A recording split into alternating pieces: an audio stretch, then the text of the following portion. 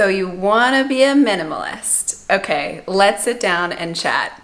My friends, this video is all about the 10 things I wish I knew before starting minimalism. If I had to go back, these are the things that I would tell myself, and let's just get into it and start with number 1. So good news and bad news. Minimalism, unfortunately, will not solve your problems. It just won't. But it may help you identify some of your problems quicker. Minimalism has a way of clearing out that excess noise and getting to the root of some issues. Now, of course, this can be difficult in and of itself, because once you are faced with the problem, you've identified the problem, you now have the difficult decision of action or inaction. So I'm not saying it's easy. Minimalism can come with a lot of deep work, but it's well worth the endeavor in my personal opinion. Numero dos. Once you find a system, do not expect it to work forever. Life changes. Your preferences change, your needs change, and your environment changes. All these factors can lead to these systems that you have in place to alter, to need to expand, or need to contract. In my opinion, it's not a good idea to have a dogmatic way of thinking of this, because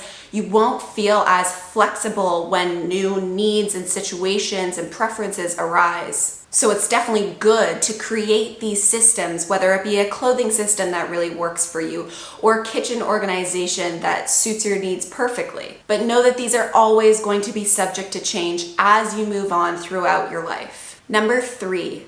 We all know by now that minimalism can absolutely lead to saving more money, but money in the bank is not being rich. Living a truly rich life might mean freedom, might mean more time, might mean pursuing your passions or developing stronger relationships. So use that tool of money to cultivate what a truly rich life means to you. Just remember that your quality of life, your richness of life is the important thing to focus on, not where the decimal is in your bank account. Number 4, minimalism does not have to be about being uber productive. A lot of times people think that, this simplicity, this streamlining of your life just opens up space to get more and more done. And sure, maybe a bit of that is fine, but minimalism also is about the act of slowing down,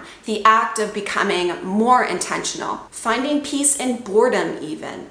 For me, this has been extremely valuable, and I would say as a society, we are much more go, go, go than live slow. So I think that, truly slowing down is something that minimalism can offer and is an overwhelmingly positive benefit. Number 5. Minimalism is not a hot party topic. There are not going to be a lot of people that want to engage in these sorts of conversations with you. I personally don't think I've ever met a minimalist before, and at times it can be lonely and even a little bit isolating. And in comes YouTube, one of the best resources if you're a budding minimalist. There is just such an abundant amount of resources and personal stories and anecdotes and tips and tricks on YouTube now, and it just makes you feel a little bit less alone. And remember, you're going against the culture. You are swimming upstream. So it might be hard for people to engage in these sorts of conversations to understand your way of life, and that is okay. Number 6. A practical tip and a controversial one. I would say to not focus on numbers. Numbers can be useful if you want to stick to a certain amount for certain categories, sure. But by and large, I would say that numbers are more restrictive. And going back to the point where I said your life changes, you don't want to become so fixated on numbers that you can only have X amount of goods where your life can't expand or contract for that matter. So I would say not to focus on numbers at the beginning of your minimalist journey. In my opinion, it can potentially lead to more harm than good. Now, number 7, that being said, I would say to focus on the actual size of items and their ease of movement. Especially after travel in the past few months, I have really began to recognize the importance of having more compact items if possible. Items that are easy to pack, items that are easy to store, items that are versatile. So where I wouldn't say to focus on the number of items that you have, I would say to do a thorough analysis of each individual item and see how well that they incorporate into your life, see if they can be condensed, and analyze how easy they are to move. Number 8, your version of minimalism is going to look completely different than anyone else's. This might seem like an obvious one, but trust me, in practice, this is quite difficult.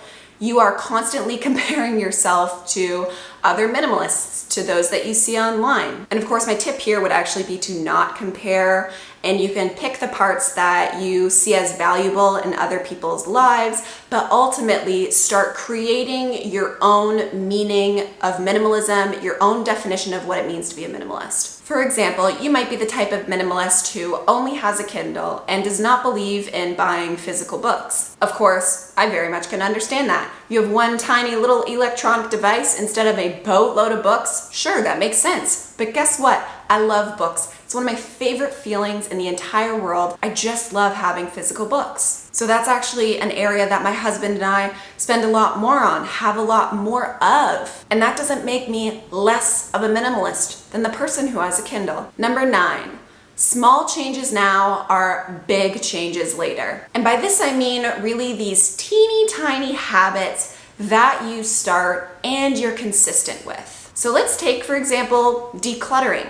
Decluttering is actually a skill. So let's say you have a lot of stuff and you're not ready to get rid of it all, but you just decide to declutter 2 things. That's a great early stage of minimalism. And again, you're exercising that decluttering muscle. So you're getting the habit started. And as you go throughout time, you might see that decluttering starts to become easier and easier and easier, all because you planted that seed, that decluttering seed, at the very beginning of your journey. So small changes at the beginning of your journey absolutely can transition to quite large changes as time goes on. And number 10, I have to end it on this.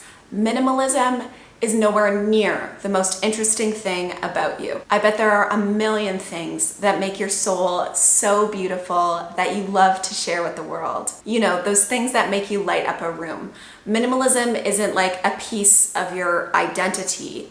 Minimalism can just help you show off that beauty, that inner beauty, and that soulfulness. So my friends, that is it. Those are the 10 things I wish I knew before I became a minimalist. And of course, I hope that they were valuable to you wherever you are along your journey. And if you did happen to like this video, then feel free to give it a like. If you like me, if you like the content that I'm producing here on my channel in general, then please consider subscribing. It would truly mean the world to me. So I've been keeping these outros short and sweet. And yeah, just thank you so much for being here. And I really hope to catch you in my next minimalism video. Bye for now, everyone. Bye.